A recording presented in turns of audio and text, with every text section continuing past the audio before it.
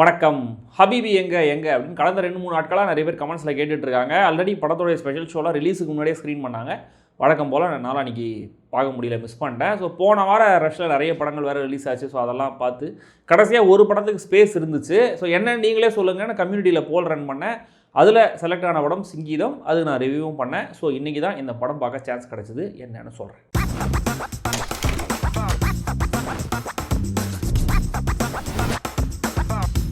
ஹபீபி 1990 கடையநல்லூரில் ஒரு பெரிய முஸ்லீம் நெய்பர்ஹுட் இருக்குது. அங்கே இருக்கிற ஒரு ஃபேமிலியோடைய வாழ்க்கை பதிவு தான் இந்த படம். ஓவர் தி இயர்ஸ் அந்த வீட்டில் நடக்கிற மாற்றங்கள், நல்ல விஷயங்கள், கெட்ட விஷயங்கள், அந்த வீட்டுடைய தலைவர் முகமது யூசுஃப், அவருடைய தம்பி யூசுஃபோடைய பையன் அபு தாஹிர், இவங்களுடைய தனிப்பட்ட வாழ்க்கையில் நடக்கிற சிக்னிஃபிகண்ட்டான விஷயங்கள், இந்த ஒரு ஃபேமிலி மூலமாக அந்த மொத்த நெய்பர்ஹுட்டில் இவங்க கம்யூனிட்டியில் நடக்கிற டிரான்ஸ்ஃபர்மேஷன் எல்லாத்தையுமே நம்மளுக்கு சொல்கிறாங்க. கப்பலுக்கு போன மச்சான், கண்ணிரஞ்ச ஆசை மச்சான், எப்பத்தா வருவீங்க எதிர்பார்க்கிறேன்.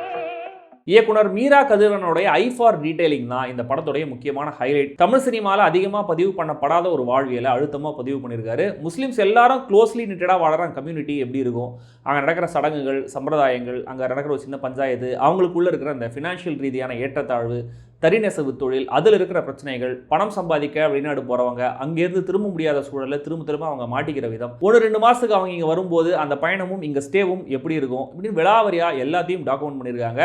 இந்த ஆஸ்பெக்ட்ஸ் எல்லாமே பார்க்க ரொம்ப புதுசாக இருந்தது. ஒரு முக்கியமான விஷயத்தை இன்டர்வல் பாயிண்டில் ஹோல்ட் பண்ணிவிட்டு அதை அப்புறமா நம்மளுக்கு ரிவீல் பண்ணுற அந்த ஒரே ஒரு ஐடியாவை தாண்டி திரைக்கதை பெரும்பாலும் ஒன் நோட்டாக தான் இருக்குது. ஆடியன்ஸை சர்ப்ரைஸ் பண்ணுறது மேக்கர்ஸோடைய நோக்கம் இல்லை அப்படிங்கிற மாதிரி நம்ம புரிஞ்சிக்கலாம். 2023 அந்த ஊர் மக்களும் அவங்க வாழ்க்கையும் எப்படி டிரான்ஸ்ஃபார்ம் இருக்குன்னு காமிச்ச விதம் அகைன் விஷுவலாக ரொம்ப நல்லாவே இருந்தது.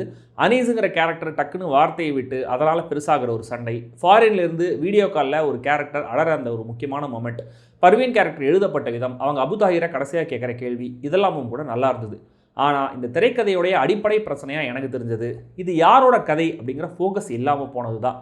டைட்டில் ஹபீபி அப்படின்னா மை டியர் அப்படின்னு சப்டைட்டில் சொல்லுது நம்மளுக்கு. ஸோ இது ஒரு காதல் கதையான்னு பார்த்தா காதல் இருக்குது. ப்ரொட்டாகனிஸ்ட் மாதிரி தெரிகிற அபு தாஹிர் கேரக்டருடைய வாழ்க்கையே அந்த காதல்னால தான் மாறுது. ஆனால் இந்த காதல் கதை மட்டுமே சென்ட்ரல் ஸ்டேஜ் எடுக்கல. காலத்துக்கு ஏற்ற மாதிரி மாற முடியாமல், பழைய வேல்யூஸை தன்னுடைய குடும்ப தொழிலை விட முடியாமல் கஷ்டப்படுற முகமது யூசுஃப் கேரக்டர் ஸ்டில் அடுத்த தலைமுறைக்காக அவர் சில காம்ப்ரமைஸ் பண்ணுறாரு. இவரோட பயணமும் இதில் இருக்குது. யூசுஃபுடைய தம்பி ஒருத்தர் இருக்கார். அவர் அண்ணங்கிட்ட சம்மதம் வாங்கிட்டு வெளிநாடு போய் சம்பாதிச்சு குடும்பத்துடைய வாழ்வாதாரத்தை உயர்த்துறாரு. வைஃபை ரொம்ப மிஸ் பண்ணுறாரு, அவங்க ரொம்ப லவ் பண்ணுறாரு. அவர் ஊருக்கு வரும்போதெல்லாம் ரொம்ப ஆசையாக எல்லாருக்கும் விதவிதமாக நிறைய பொருட்களை வாங்கிட்டு வந்து தராரு. ஸ்டில் முக்கியமான ஈவெண்ட்ஸை மிஸ் பண்ணிட்டு ஃபீல் பண்ணுறாரு. இப்படி ஒரு குடும்பத்துக்காக வெளிநாடு போய் கஷ்டப்படுற இந்த கேரக்டரோட பயணமும் இதில் இருக்குது. அடுத்தது தம்பி கேரக்டரோட வைஃப் இருக்காங்க. அவரும் இவங்களும் கேசட்டில் பேசி கம்யூனிகேட் பண்ணிக்கிற ஒரு சின்ன சீக்வன்ஸ் ரொம்ப டச்சிங்காக இருந்தது. ஒரு ரேக் ஃபுல்லாக கேசட்ஸை காட்டுற அந்த ஒரு ஷாட், பியூட்டிஃபுல்லான ஒரு ஸ்டோரி டெல்லிங் ஐடியா. அந்த வைஃப் கேரக்டருடைய ஆர்க் நல்ல ரைட்டிங். இதை தாண்டி முக்கியமாக அபு தாஹிருடைய வாழ்க்கையில் அடுத்த ஃபேஸ்னு ஒன்று வருது. அதில் அவருக்கு கிடைக்கிற அனுபவங்கள், எதிர்பாராத விதமாக திடீர்னு அவர் ஃபேஸ் பண்ணுற ஃபினான்ஷியல் பிரச்சனை, பர்வீன்கிற கேரக்டர் அவர் லைஃப்பில் வர விதம், அதில் நடக்கிற எதிர்பாராத ட்விஸ்ட், இப்படி ஒரு எபிசோடும் இதில் இருக்குது. இவ்வளவு விஷயங்கள் எல்லாம் சேர்ந்து தான் இந்த வேர்ல்டை பாப்புலேட் பண்ணியிருக்கு. ஆனால் இது எதுவுமே முழுமையாக அழுத்தமாக சொல்லப்படலை. லவ் ஸ்டோரின்ற மாதிரி நினச்சா அதை விட இந்த வேர்ல்ட் பில்டிங்குக்கும் மற்ற சப்போர்ட்டிங் விஷயங்களுக்கும் தான் அதை விட அதிகமான முக்கியத்துவம் இருக்கிற மாதிரி தெரியுது.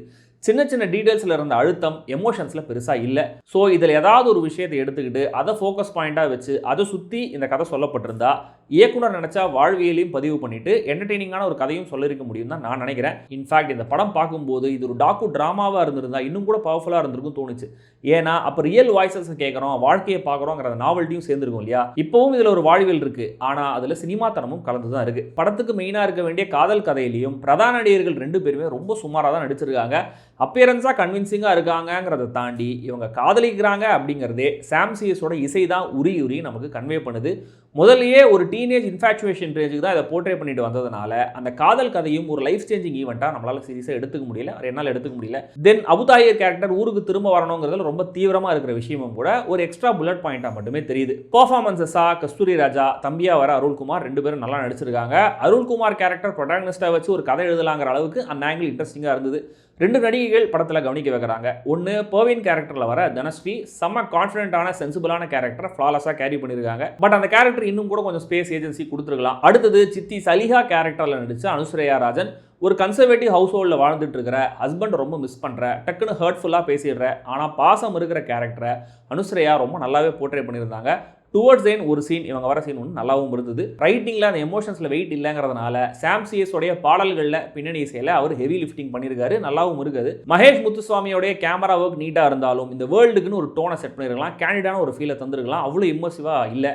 அப்புனி சாஜனுடைய ஆர்ட் ஒர்க் நல்லா இருந்தது, மேக்கப் எல்லாருக்குமே இன்னும் கூட கொஞ்சம் பெட்டராக இருந்திருக்கலாம். மொத்தத்தில் இந்த ஹபீபி தமிழ் சினிமா ஆடியன்ஸ் திரையில பார்க்காத ஒரு வாழ்வியலை காட்டுற நல்ல முயற்சி. ஒரு பதிவாக இதை பாராட்டலாம். படமாக எனக்கு good have been way better ஜோனில் சுமாராக தான் இருந்தது. விருப்பம் இருக்கிறவங்க ட்ரை பண்ணுங்க. யூ சர்டிஃபைட் படம் தான்.